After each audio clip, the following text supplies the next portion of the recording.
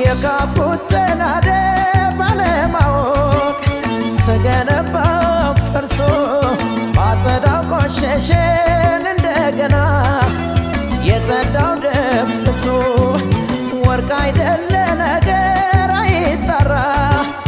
በሳት አልፈትሼው